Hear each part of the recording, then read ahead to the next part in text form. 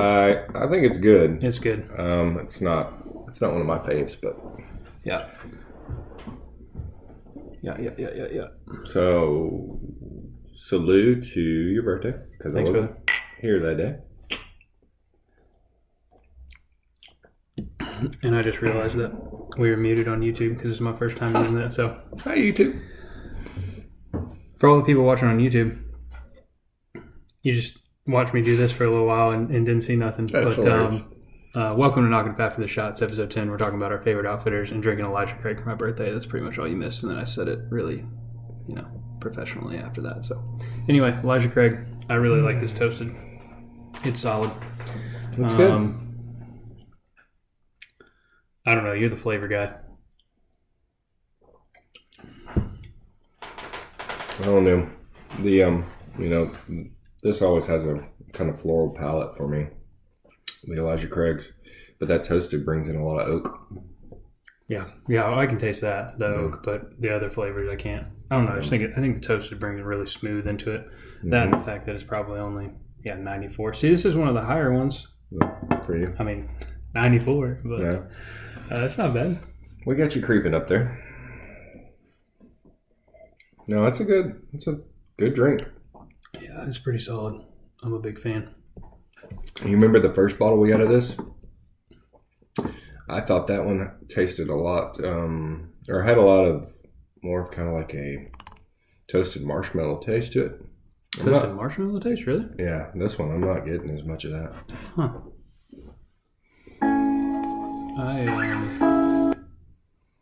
Sorry, I'm still messing with stuff over here. Kyle says we are muted.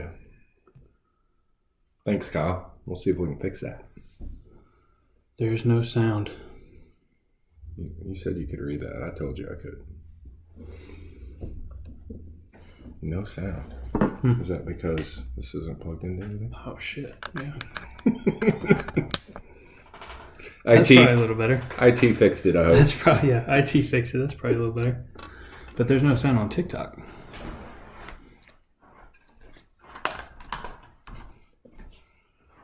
Huh.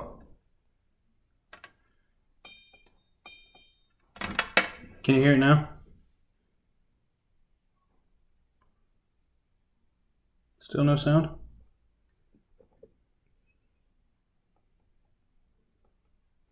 Texting Kyle to see. Oh, thumbs up there. I can see the thumbs up. Now we have sound. If I squint. Yeah. It was a whole ordeal, apparently, with the sound. So as long as you guys can hear us now, we're good. Thank you guys for being here. Thank you guys so much. You're welcome. Yes, thank you, David, for being here. Anyway, we started off with Elijah Craig. And if you guys have watched the show before, we always start off with a trivia question from last time. So the trivia question from last time was, when sighting in a bow, how do you adjust your sight in order to line up the pins for where your arrows are landing? So how do you sight in a bow? That is the question of the day. Well, actually, that was a question from the last podcast. Anybody have the answer? Call your bow whisperer. David, minus Justin. David, don't answer. Dan, don't answer the question. Oh, okay.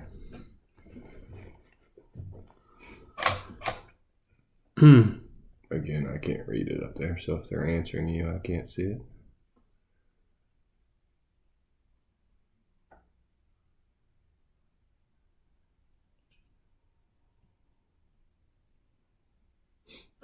Anybody have the answer? Can you read that? Shit and adjust. Yeah. Shoot and adjust. Yeah, that sounds a little better. I was going to let you be the content provider. Repeat that, not me. I mean, you could shit and adjust if that's what you needed to do. Chase the arrow.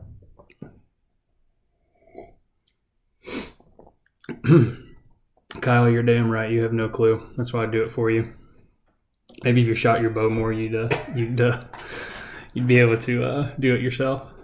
Do you know what a pin looks like, Kyle? But you are correct. You do chase the arrow. I can't read your name from here, but whoever said chase the arrow is correct. Kyle, and then shoot it again and chase the arrow again and move your pins. That is correct. Kyle, just give me one color you might find on your pin. Just one. Yeah, spam one color in the chat, which you might find. What's the top pin color? Sorry, Kyle. I don't mean to pick. All right. Got that out of the way. The only fun fact I have for you guys today, hunters in Wisconsin killed 14% more deer on opening day than 2021. I think that's a good thing. No, that's great. I mean, we don't hunt in Wisconsin, but no, but it doesn't matter. I think it's fantastic. That means more people are getting out. What I hope that tells me is, more people are getting out. Maybe the younger crowd is starting to get more involved. Trying to teach the young kids, get them out there, get them more involved. Yeah, so, I agree with you. That would be awesome. That's great. All right, let's jump in. So, like I said today, we are talking about outfitters we've been to. Some of them are like duck outfitters. There's a goose outfitter. There's some fishing outfitters. We've got whitetail, exotics, all sorts of stuff that we're talking about today. So if you guys have been to an outfitter that you like, throw it in the comments. Let me know. I can look it up and check it out. But if you guys have ever been to one of these, let us know. And some of these are going to be good. Some of these are going to be bad. It's going to be an honest review. So just stick with us, and maybe sometimes you will like what we say about them, and sometimes you won't. But it's our opinion. We are starting with... Who are we starting with? Final Flight Outfitters. Actually, the hat that I'm wearing right now, Final Flight Outfitters, I didn't even realize, to be truthful with you. I wore their pullover to the gym this morning because it was very cold. Yeah, they do have solid pullovers. Yeah. So this is Final Flight Outfitters. The only website they got right here. And for you guys on TikTok, you can't see my screen right now, but if you go watch on YouTube, you can check it out. Located out of Lubbock. Yeah. They are a waterfowl outfitter. I think they do ducks. I'm not really sure about that. But they do, we went there for a crane and a goose, and I want to say they do ducks as well. We went there for a crane. You mentioned it. The guys, they're really awesome. We had kind of a bad experience the first day, I would say. And the owner came out and took care of us and took us out the next day, and we got a bunch of geese. The weather was kind of bad for crane. And I won't speak bad about the outfitter for why we didn't get any crane. That's why they call it hunting. But we were kind of told one thing and then got there and it was another thing. But that is no fault of the outfitter. Let's just put it that way. I'd say they worked for us pretty good after that first day. The first day was kind of in shambles, if you will. We were with another group, and maybe that's just how they do it, but we weren't really prepped on that very well. But after that, the owners came out and they took us out that afternoon and the next morning and hosted us at their house and cleaned our bird. I mean, they did stuff that they don't normally do for us, and took care of us pretty good. So reasonably priced. I don't know about compared to other geese or crane hunters in the Lubbock area. Anybody from the Texas Tech region up there that's been. Let me know what you guys think about this outfitter if you've been, but yeah, they were pretty solid. I would go back. They're pretty good. Have some good apparel. You can go follow them on Instagram, and obviously they got a Facebook page here that I'm showing off on YouTube. But yeah. Any other thoughts? What do you think? I had a good time. Like Justin said, it didn't turn out to be exactly what we were told in the beginning, but they made adjustments quickly, took care of us. We were there for crane and circumstances, right? But at the owner's home, man, he had one of those cranes mounted on his wall. It was sick. It was really nice. It would have been nice to get one, but maybe we'll get back up there and do a little video and hopefully bring one home. Yeah, I didn't really know what to expect with the crane. I know that they taste really good, and that's really all I was there for. But But yeah, when we made it over to his house and he had that sumbitch on the wall and it was 6 foot wingspan. Oh, at least. I mean, it was a freaking pterodactyl. That's what that was sick, man. That was sick. I like it. What's up, Larry? No, we hadn't gotten rid of Jimbo yet. You ready for some of this? Maybe next year. Maybe next year. There's still hope, right?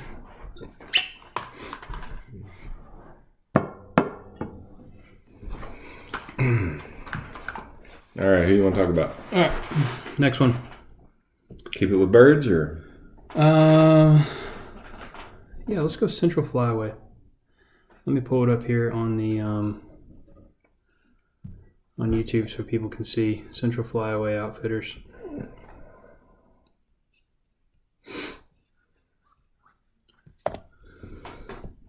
So this outfitter is a duck outfitter.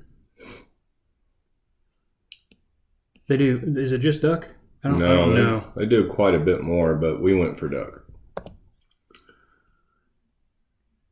And let's see, we went for teal, early teal, right?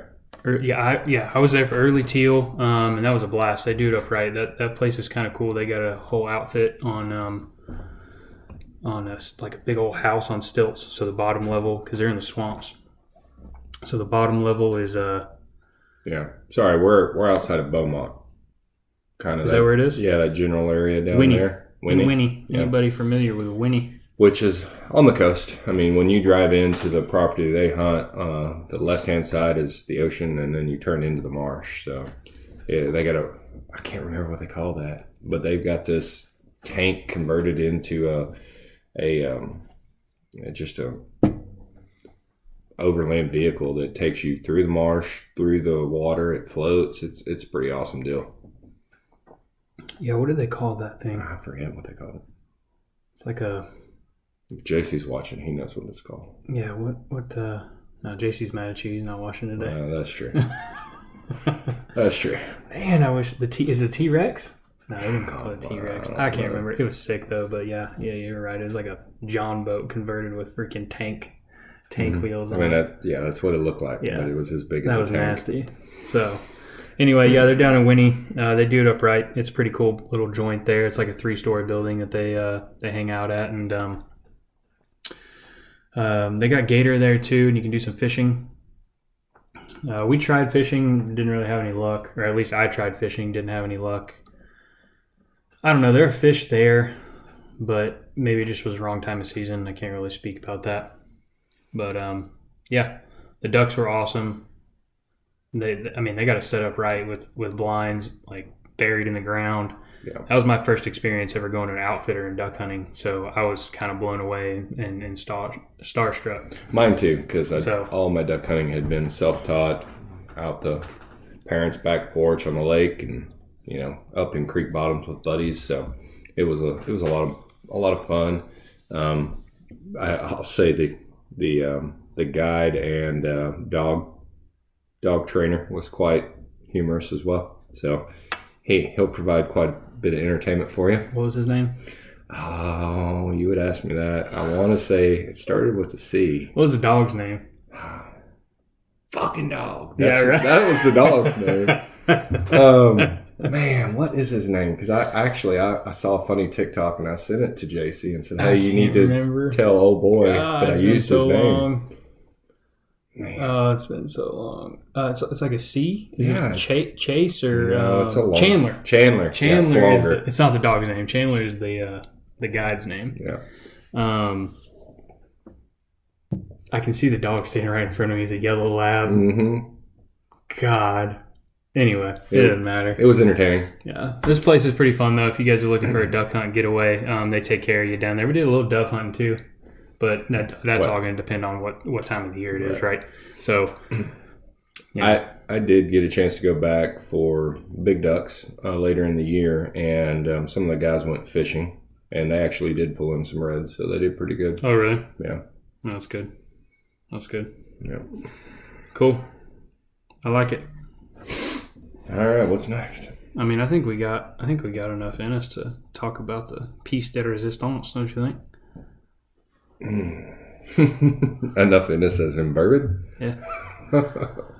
Yeah. Blackwater Gate Service. Guide service. Yeah, man. I'm pulling it up for the YouTube viewers right now. Hunting is hunting, guys. It is 100%. You can't guarantee anything, right? What I think an outfitter should be able to do is guarantee maximum effort to get you on something. That's what I think you should expect if you decide to cash in your cards with the do-it-yourself, rely on somebody's expertise, rely on them to know how their animals move, be able to really kind of put you in the best position to, okay, it's either you're going to make it happen or you're not. And I have to think that is not what was provided to us with Blackwater. Yeah, I was the point man to try to go do this. David and I tried to go get an axis buck, and it was down in the hill country. We were super pumped about it, man. We found this outfitter that seemed to be communicating with myself pretty well. The way that this guide service works is they are the guide and the outfitter, but they work with landowners, so they don't have their own set property like the two we've already talked about, and actually all the others that we've talked about or we're going to talk about. This is more of a they're the outfitting service, and they've got half a dozen ranchers that they pay a fee to in order to go onto their property and shoot whatever animals they have to offer. So they got hunt packages based on that, so their prices are a little bit cheaper than everybody else's. Excuse me. But with that being said, their prices are a little bit cheaper than somebody else's, if you catch my drift. Yeah. The communication in the beginning for myself was good. We picked out a spot kind of within our budget range of what we wanted to spend on an axis and what we were wanting to get. And then, I checked in with the guy like a week, and he was like, no, I really think you guys should go here. And it was the more expensive ranch.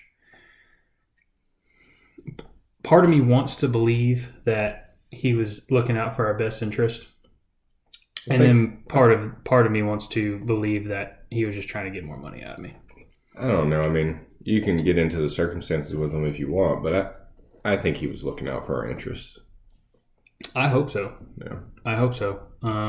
But that's neither here nor there at this point. But yeah, like David said, man, we showed up, and it was a pretty ranch. They had a bunch of exotics. Gorgeous. I can't remember how many acres ranch. I think it was like 500 acres, bunch of axes. And there were a bunch of pretty axes, man. But to be layman about it, it was a shit show when we got there. Yeah. But an hour before we wanted to hunt, we were throwing up pop-up blinds and moving tree stands. And it was very poorly run, let me put it that way, without going into too much detail. So I don't know that we got the best shot at it, and that kind of irritates me for going down there and spending our time and spending our money. Now, fortunately, it was no kill, no pay, so we didn't pay anything. But minor fee. Well, yeah, a minor fee to stay there. Yeah. But at the end of the day, we didn't, pay the trophy fee. But yeah, I was there to pay the trophy fee to get a trophy, so it was super irritating. Felt like we weren't really taken care of. This was we have a running joke around here that we call them Blackwater Gate Service, because all they did was open the gate, and then we had to do everything else pretty much for a guide service, and it was a piss poor experience, and I'm not going back. No. So you guys might have had a great experience or know who I'm talking about, and good for you, and I hope you had a great experience, to be honest with you, because that's what outfitters are all about, but ours just wasn't that way. So maybe we'll get another option or another opportunity in the future, but for now I'm A-okay with never going back. So what did Larry, would you say? Would you be interested in trying to harvest a black buck? A black duck? A black duck. What's a black duck? Yeah. What's a black duck? It's a duck that's black. Thanks, David. Larry, what's a black duck, man? Larry's always in the yeah, I've seen him. He's been hanging out. He's number one follower. Yeah, Larry, tell me what a black duck is, man. Let's move on to the next one. I'm going to let you talk about it. Triple H while I pull this up. All right. Triple H outfitters. They're up in South Dakota, and it was a pheasant hunt I was able to go on. It was a really entertaining time. I had never been pheasant hunting, any kind of upland bird hunting. I haven't done any, and it was a lot of fun. They had some good dogs that were fun to watch as well, very entertaining. And but man, they have quite a bit of land up there that they hunt. The meals are done right.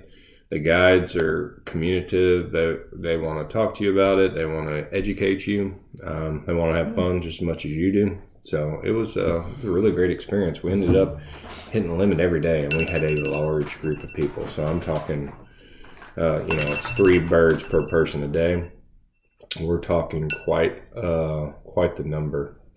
We were in I think, and if I remember correctly, we were in the 90 number every day. And our last hunt was really spectacular. And from what I've heard from the people who've been up there before, they tend to save that field for the last hunt to keep you coming back wanting for more, But Yeah. man, the first day we worked pretty hard, and we spent about 3 hours to get a limit. The second day it was about 5 hours. We stopped for lunch, went back out. And that third morning, which I'm glad it happened the way it did, because it got cold overnight, and I was not prepared with the right gear because it was so warm, unseasonably warm. That I was like, well, I'm not gonna carry all this stuff. So I just threw in a couple extra layers just in case it got cool, but it got cold. But we limited it out like in an hour and 20 minutes that morning. That last day? Oh yeah, it was nuts. It was just boom, boom, boom. I mean, you'd walk, you stop. Once you shoot, you stop so the dogs can recover and come back, right? And then you keep walking, because those birds will run in between you. If you're not paying attention, they stay seated as much as they can. And they don't fly until it's like they think it's the last option, right? So, we'd shoot a few birds, we'd walk a good ways, we'd shoot a few birds. That last morning, we would walk, we'd stop, we'd shoot birds while the dog is trying to find that bird. He's flushing other birds. So we would stay in the same spot for like 20 minutes, just birds, just all, you're sitting there talking, all of a sudden there's a bird. You're like, oh man. So it was a lot of fun. It was a good time. I really enjoyed that trip. From what I've heard from other people, South Dakota is the pinnacle of pheasant hunting. Yeah. And it sounds like that was your experience, at least on the last day. It was a good time. I mean, like I said, we limited it out each day, but we did have to work the other 2 days for it. Yeah. It was a good time. I'd like to go. Have you eaten it? Oh, yeah. How would they eat? So I've been told they can dry out pretty quickly. I was looking and I found like a beer can chicken kind of recipe to try and keep it moist. And the funny thing is, they're small. So I took a Red Bull can because I barely fit up in its cavity. The skinny ones? Yeah. And, cut the top off, cleaned it out, and poured some beer in that and used it. And I mean, seasoned it up, cooked it. It was good. I'll probably tell you that next year, or if we ever get to go back, I probably won't do a whole bird because there's just not a whole lot of meat in the legs and the wings, and it's real stringy. But the breast is really good. So I'll probably just breast them out. What's it taste like? Is it chickeny? I mean, everybody knows chicken, but I mean, is it chickeny or what? Yeah, it's chickeny. I mean, it's like dark meat on chicken. Even the breast is kind of leans. So kind of juicy. A little more towards dark meat with the flavor. It's good. You didn't keep any of the pelts, did you? No, I did not. Why? It's like when you're on one of these boats that we're about to talk about. You catch all these fish, and they tag them in some cases. Some cases it's just, okay, everybody's, depending on what you're trying or where you're at and what you're catching and what the laws are. You're in Louisiana catching redfish, you're just throwing them all in the live boat. Nobody knows who's, right? Right. I mean, if you get a big one, you're going to take a picture with it, but it was kind of one of those deals. And so we get back and it's like, okay, we all go to lunch and then get to work and start cleaning birds. So I just didn't keep one. I know you're disappointed. It's okay. I'm not disappointed, but now you just threw the ball back in my court to have to go and get one because now I hadn't seen one in person yet. Mm-hmm. See, You'll make me spend some money. no. You're gonna have a retreat. We're gonna talk business. Oh, we're gonna have a retreat with all less than half a dozen employees. I'm sure Larry will come. Yeah, Larry, you want to go? South Dakota? You never told me what a black duck was. I don't even know if you're still in here, man. The phone is like 5 feet away from me, so the fact that I can even read it is pretty crazy. Yeah, I can't read that. But yeah. I can read it if I do this. Larry, if you come back to us, what's a black duck? Come back to me, Larry. All right, moving on. Okay. You're gonna have to talk about this one too. God, I don't like talking. Hey, look, there's Larry. Larry, he'd like to go. Larry, how are you going to chime in and say that you want to go on a pheasant hunt and just skip over the fact you haven't told us what a black duck is? Yeah, you're killing me, dog. Tomahawk. Tomahawk Sport Fishing out of San Diego. Really good group of guys. A lot of fun. The captain, I don't remember, don't get me lying, but been doing it a long time. Really great guy. All the guys on the boat, the crew, the cook, she was excellent. She did great. It was a rough night. The night we went out, we traveled out about 150 miles overnight. He got on. How long did that take? Oh man, it was like 8 hours. 8 hours on a boat. Well, yeah, overnight. One way. Yeah, already. And we're not talking cruise ship. No, we're talking feeling every bump. You're talking. They weren't bumps. They were hills. Feeling every hill you went over, and you try to sleep on the way out there, and you can't. At least I couldn't. And so doesn't sound like I'd be able to too. You go to get on a plane to fly out there at 8 a.m. Of course, you're going to start drinking, and then you're drinking all day, and then you're drinking waiting to get on the boat. So yeah, it wasn't. The night out wasn't a great experience, but I did not get seasick. Came real close, but that morning about 5 o'clock, he found what he was looking for, and we started catching Dorados, mahi-mahi, and they are fun to fight. Mm. I've only caught redfish before, but they were fun to fight. You didn't get to keep any of them, did you? No. Well, we were going to keep them, and then we came into logistics issues with the person that we had set up to be able to process the fish and ship, and so we donated them when we got back. But it was still, my heart is slowly tearing in half. I know. I wasn't excited about it, but it is what it is. What would you donate them to? It was like a good cause, or just some like random dude? If we're talking like the halfway home, or like we're talking big about brothers, big sisters, and then I'm about to shut my trap. But if you're talking about Larry down the street, I'm pissed off about it. I can honestly not speak to that because I wasn't in charge of that portion of the trip. Okay, but I know they got. I'll leave it alone. They got donated to somebody's freezer. Let's just make sure that Larry, man, I missed it, dude. Tell me again what a black duck is. You said it's above that comment. I can't scroll. I can't. Yeah, I can't. Just tell me what it is again, brother. I appreciate you being here, man. Gentlemen, dilly, welcome. Hang out with us for a little bit. Hello. All right, let me queue up this. Let me queue up this next one. Who is the next one? I don't know. You're in charge. Thompson Temple. Okay. David hasn't been to Thompson Temple, but I have. I wanted to go. Yeah, we wanted to go to. And you messed it up. So Thompson Temple is Thompson Temple Ranch is a ranch in the hill country that I went on. Oh my gosh, how long ago? 5 years ago now. It's pretty dusty. So yeah. Are you just gonna throw me under the bus and talk shit like, hey, you don't take care of your taxidermy? Well, I mean, it's okay. I don't really care.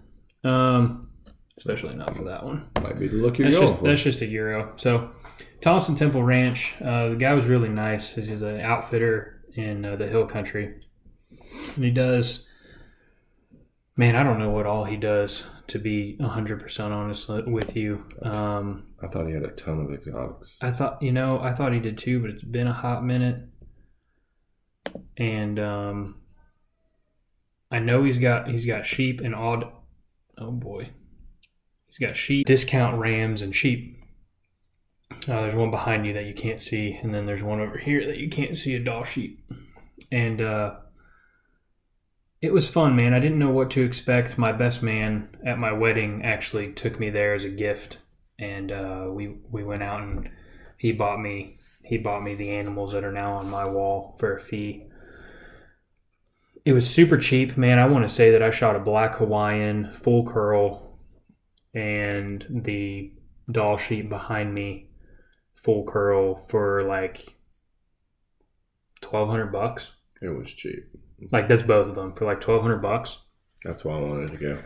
Yeah, so it was a bunch of fun. The only downfall is it was like shooting fish in a barrel, man. They were confined to about 50 acres on the hillside. I didn't realize it was that small. Yeah, it was pretty small. So you go in the valley at the base of this kind of hill, and I say hill because mountains. There's no mountain in Texas. So the base of this hill, and it was real rocky. And we trekked up, and they kind of stayed all huddled together and went and, picked out which one we want and liked and put a stalk on it and everything. So, I mean, there was hunting aspects to it, and it was physically vigorous, but hard. What time of year was it? June. Yeah, I'm getting there. Yeah, I'm getting to that story. It was hot, man. We were in... If you guys hadn't seen that video, for the folks watching on YouTube, it's on my YouTube channel. It's a three-part series, ram hunt that's on there. And for the guys on TikTok, check out the YouTube, and it's a 3-part series there. It's kind of long and drawn out, to be truthful with you. If you want to see where the action is, skip ahead to the second video. The first one was just kind of getting there, getting unpacked, and talking about the outfitter, which is what I'm doing now. So, I'm going to get to your questions on TikTok in just a second. Let me finish my thought. I promise. Stick with me. So, yeah, it was a bunch of fun. He's got some breeders there. Dude, the doll sheep breeder that he had there was snow white, 2 full curls, and I bet this thing was 200 on the hoof. I mean, it looked like The Rock. It was whoa. It was awesome. That's pretty nice. Yeah, he was like, you can have that one, but it's about $14,000. Is he related to Jim? I mean, could be cousins. Could be cousins. He was a super nice guy, though. But yeah, David brought up the fact that it was in June, so we did this whole hunt, and you'll see in the videos if you go watch them on YouTube that it's spicy, and I am sweating, dude. And we get back the second day after hunting and hauling the sheep down this mountain, whatever hill. I'm not feeling too good, man. I got heat stroke. Like mild heat exhaustion. I don't know about stroke because I didn't go to the hospital or nothing. So me and my boy drove into town, got some food, stopped about halfway out, and I blew chunks a couple times and go back. And I'm just like, I'm at the point to where I can't tell what's water and what's Gatorade, and half of it's going in my mouth and half of it's going on my head. And I'm sitting in front of a fan, air conditioner's blowing on me. It was probably like 107. Ugh. Easy. And I just didn't take care of myself. So that was pretty terrible. So we shot our rams. Then that happened. I slept. I went to sleep. Hope to God I'd wake up. Woke up about 4:30 in the morning, refreshed as all get out because I've been asleep for 16 hours or some shit like that. 4:30 in the morning, packed my stuff up, tapped my boy on the shoulder and said, I'm out, homie. You got to be out of here by 8. And I drove 6 hours back to McKinney's. So it was quite a shit show, but we had a good time. We had a good time for sure. Yeah, so it was a good place. I would like to go back. I would say downfall of that place. We tried to reach out again and didn't hear anything back, man. I sent 3 or 4 emails. Nothing. Called him, nothing. And I don't know if maybe he just closed down or something's going on with him, and I hope he's okay because I did meet the guy in person, and he was a nice dude, but it was kind of depressing, and it kind of irritated me if I'm being 100% honest. So you guys check him out if you want to try it. I don't have anything but nice things to say about it other than the communication factor was piss poor. But maybe that was a factor of something going on in his life, so I'm not going to comment too much on that. But anywho, let me get to these questions. It's basically a mallard, but black, and it's rare in the other flyaways. I have never heard of a black mallard, Larry. I'm gonna have to look. I'm gonna look that up right now on the computer. I would like one. I mean, yeah, who wouldn't? I had a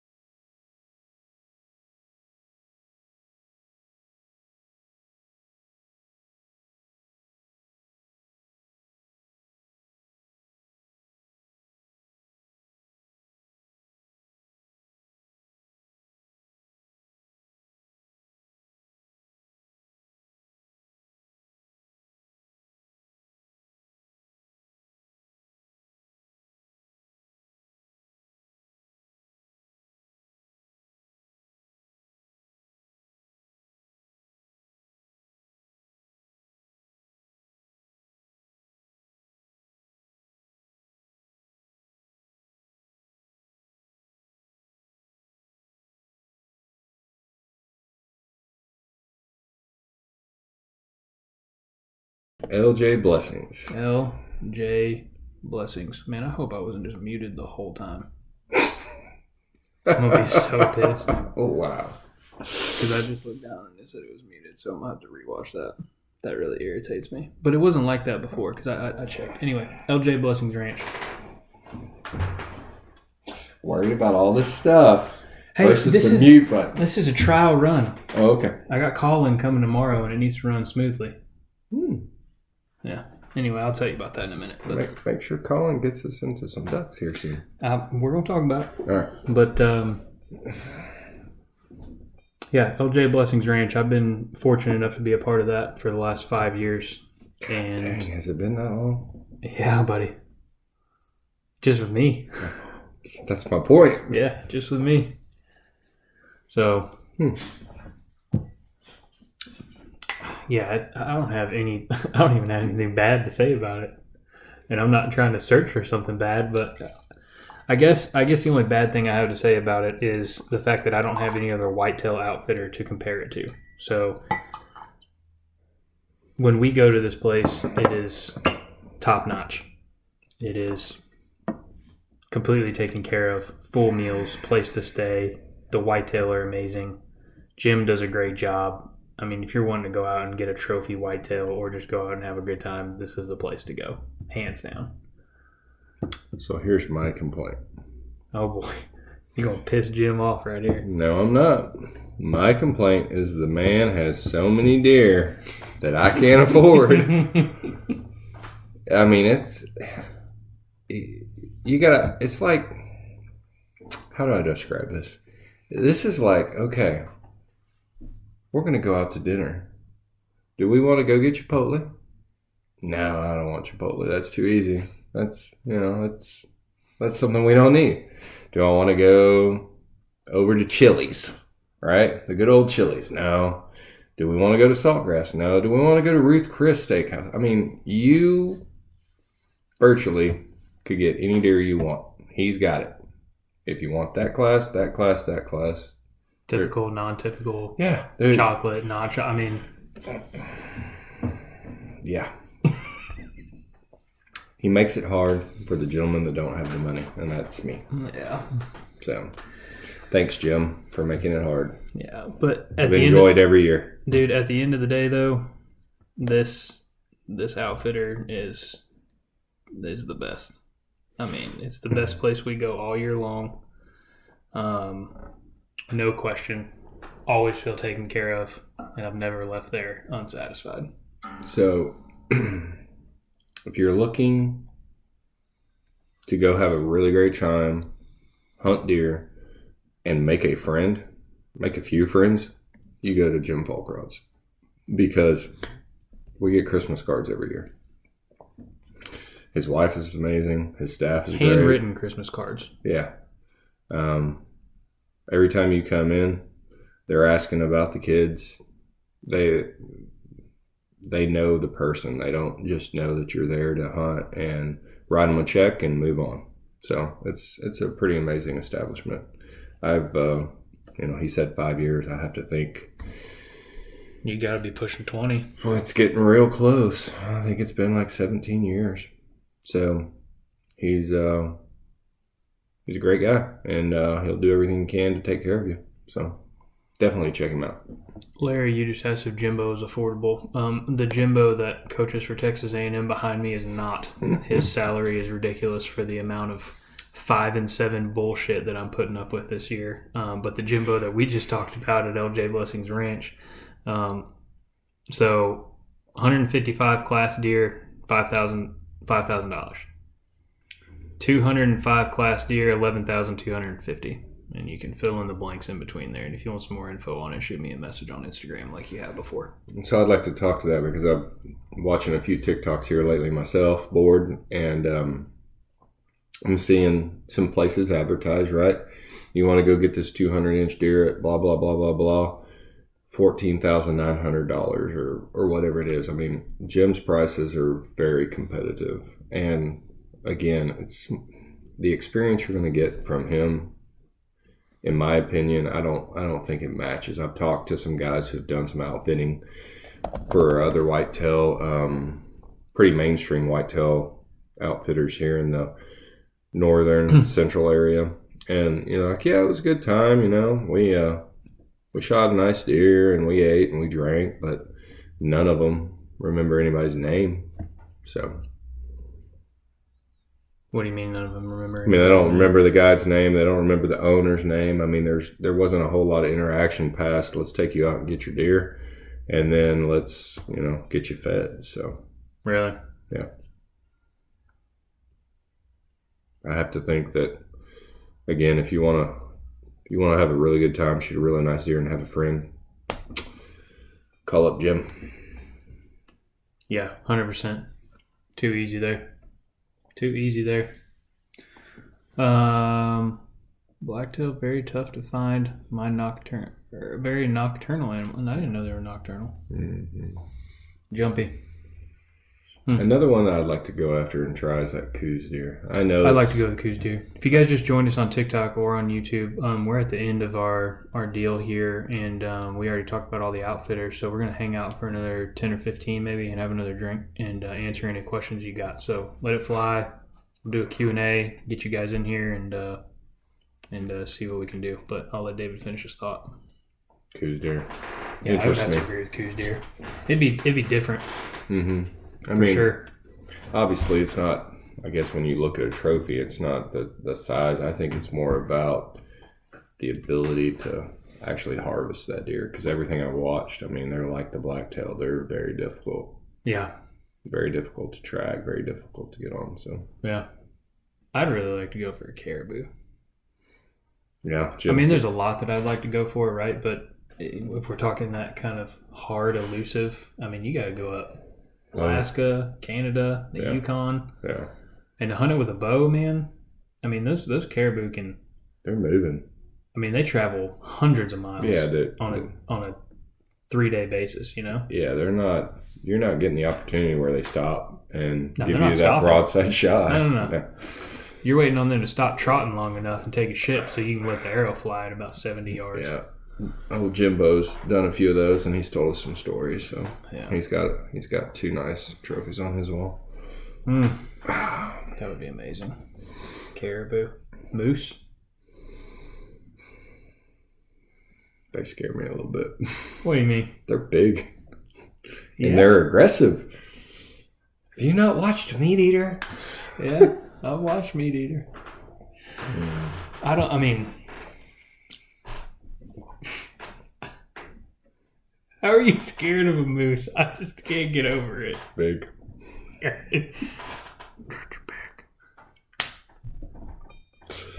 Yeah.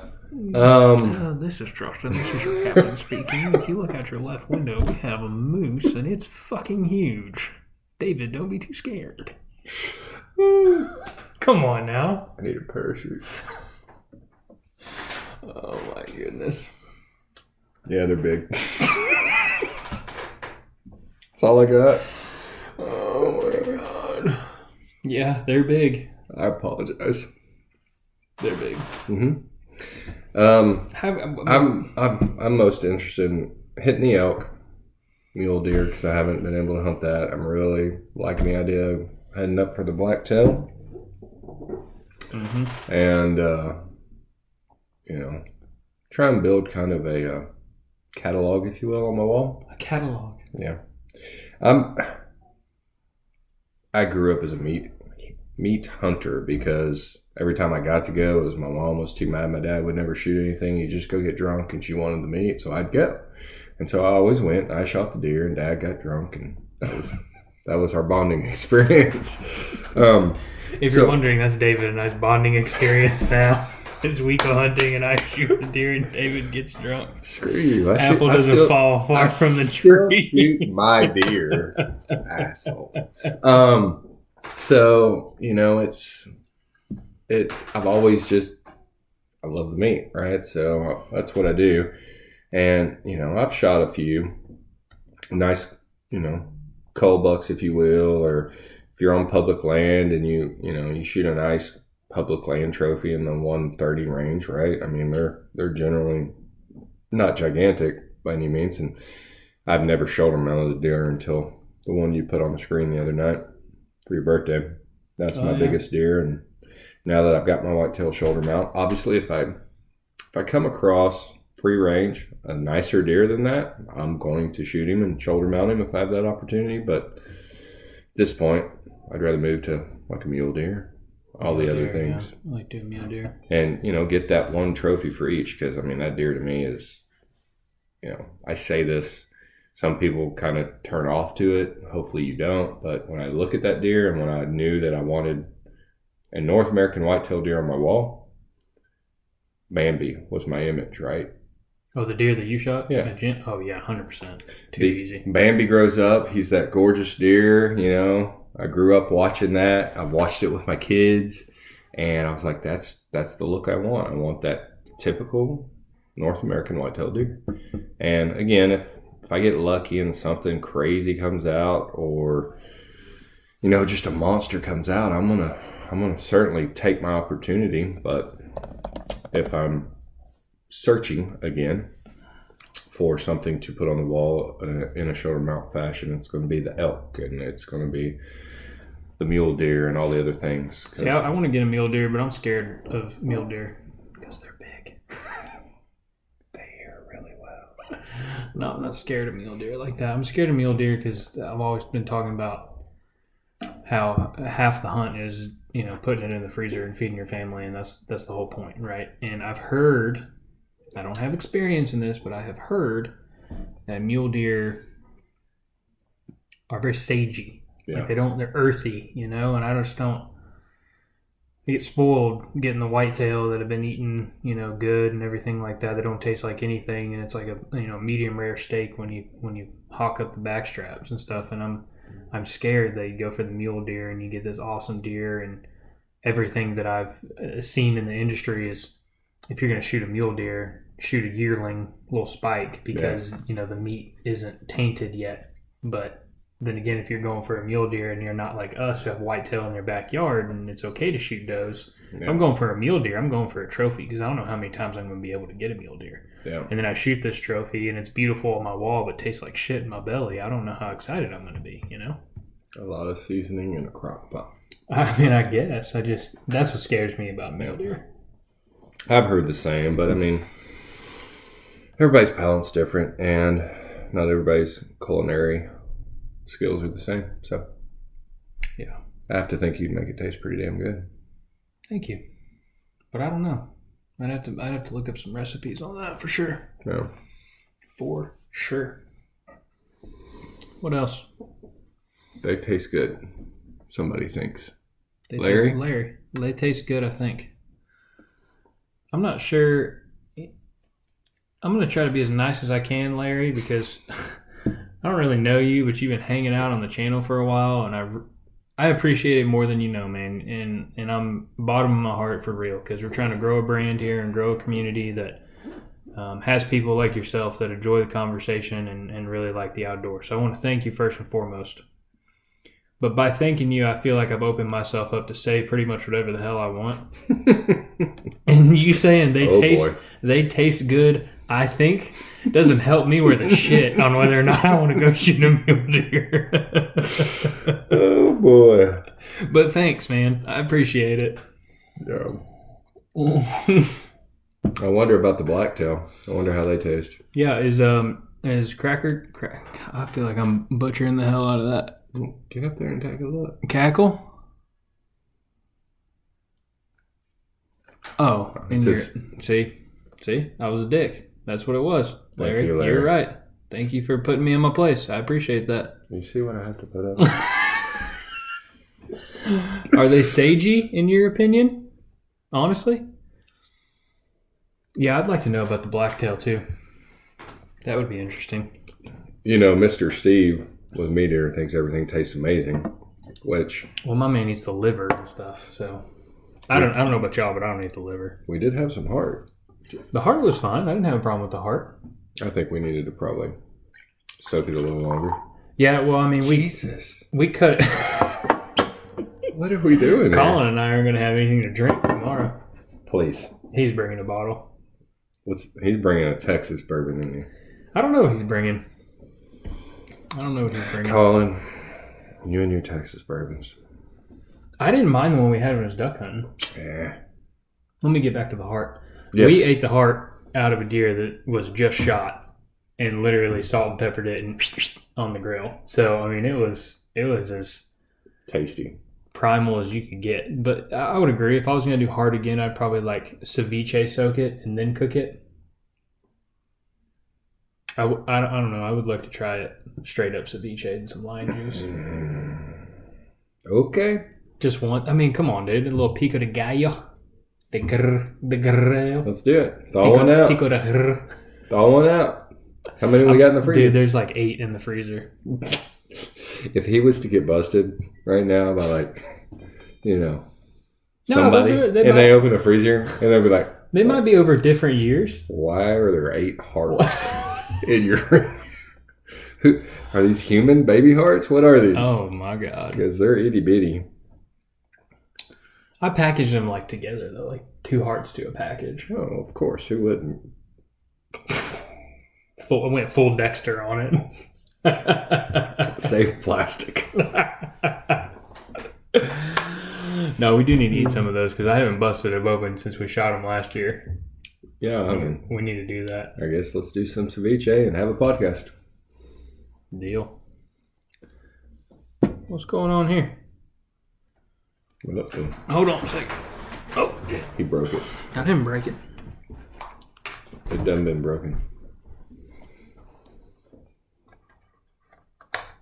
I bet that's what happened. Well, which is dumb. I believe our battery died. For those of you that can hear me.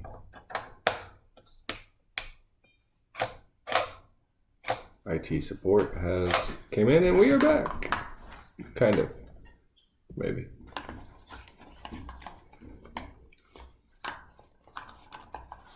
Is there not a light that would blink that that's going to happen? What? Is there not a light on this thing that should blink that that's going to happen? No, well, the screen like went out. Right, but should there be a notification or no? You would think, but no. That's why I asked. Yeah, I mean...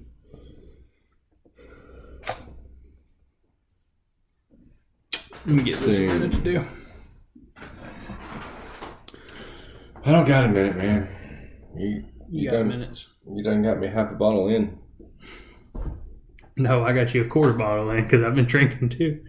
Yeah, but you don't drink as fast as I do. So whose problem is that? Depends on whose bottle it is. My bottle. Not my problem. Exactly. What else you got back here? We need to expand this. What do you mean expand it? It's not enough.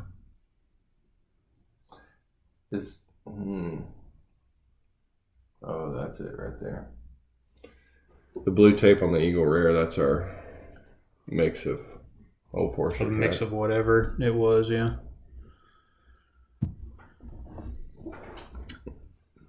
You know that, I don't know how deep I am in this, but I do like it more than I did. I told you. And I've got probably a little bit more of that in the bottle that we first bought at home. Oh, really? So now? you know what I'm going to do? I'll bring that over and let's compare them. Because I'm telling you, that one, I was like, man, this is like drinking a toasted marshmallow. The one that you have? The original bottle, the first bottle of this that we got. You don't think? You don't remember it? I don't remember it enough to be truthful with you. We'll have to see. Is that thing up there broken too? No, TikTok's still rolling. It's just the battery died on the camera that's live streaming to... Nobody's watching this. They got bored with us. No, there's 4. I bet Larry's still here. I bet Larry doesn't realize why he's still here. Larry's a good guy, man. Oh, I think he is. I think he's wondering why he's watching us two yahoos. I think Larry enjoys the content, David. You're right, sir. My apologies. You ass. I'm just trying to be funny. It's not working. I don't know why this isn't working either. It's really starting to hack me off. I'm doing a whole new deal with the trying to open broadcast deal that I've been learning, and it's just not working. I told you. I told you. All right. Let's see. I don't know if I can get us back. It's really starting to make me mad. Back with YouTube? Yeah. Does that mean I can take off the headphones? No. Ah, damn it. He probably stopped a long time ago. No, it just, and he's just because of the freaking headphones to piss me off. No, because of the freaking battery that died. It won't show up, and it's really starting to irritate me. But I got to figure this out, though. Well, while he figures that out, I'd like to say thank you for joining in.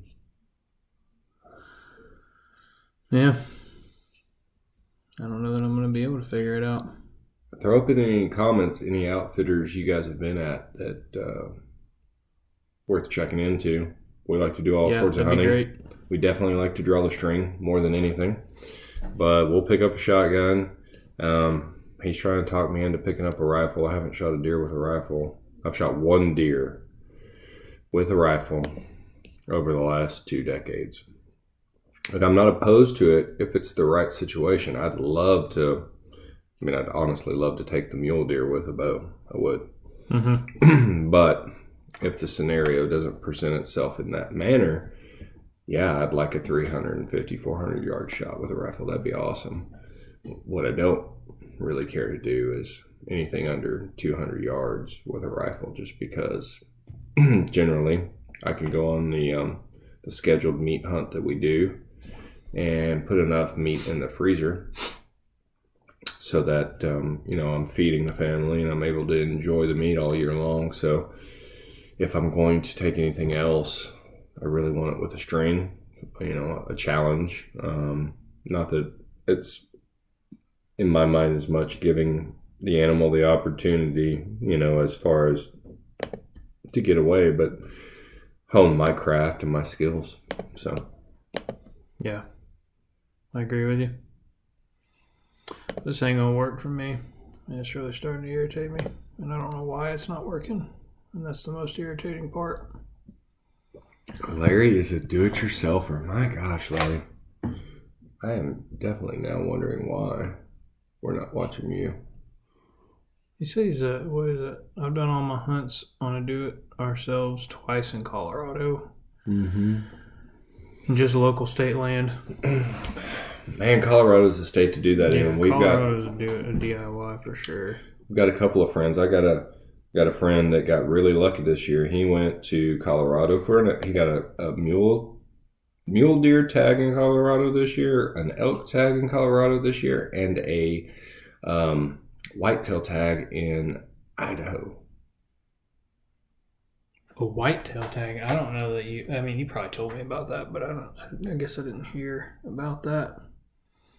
So, he's excited. He's between, I think what he was telling me with all the hunting he was going to be doing, he was going to be only home 3 days in November and out like the first week of December. Like, he's gone. And that sounds great. That's amazing. So bully to him. He only has one kid and she's in college, so he doesn't have to worry about that anymore. Yeah. Lucky man. But yeah, got another guy him and a couple buddies, they go to Colorado. They've been going to Colorado for 6 or 7 years, I think.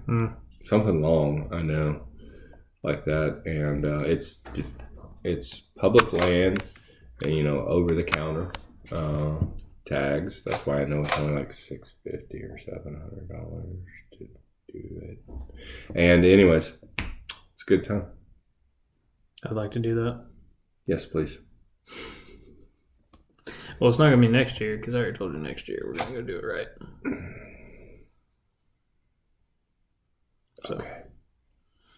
So yeah, that's how that goes. Is it a retreat? It's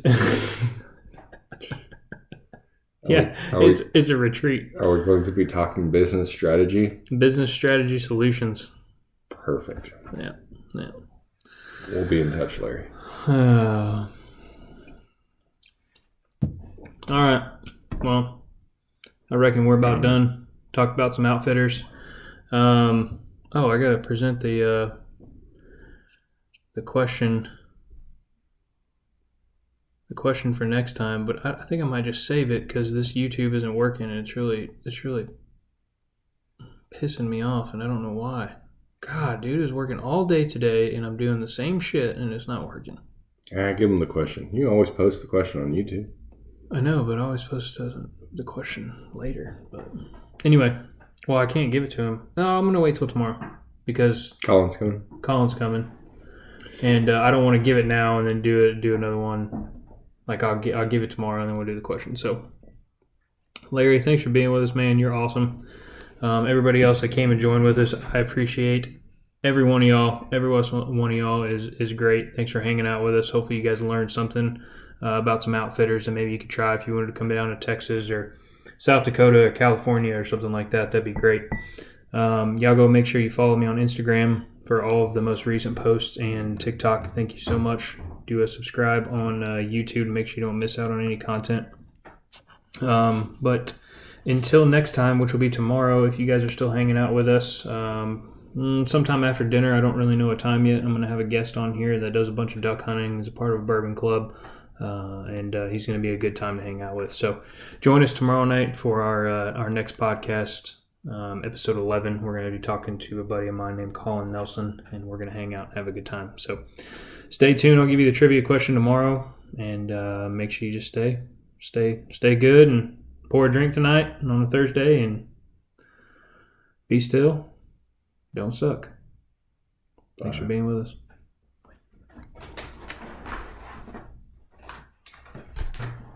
So I can take these off.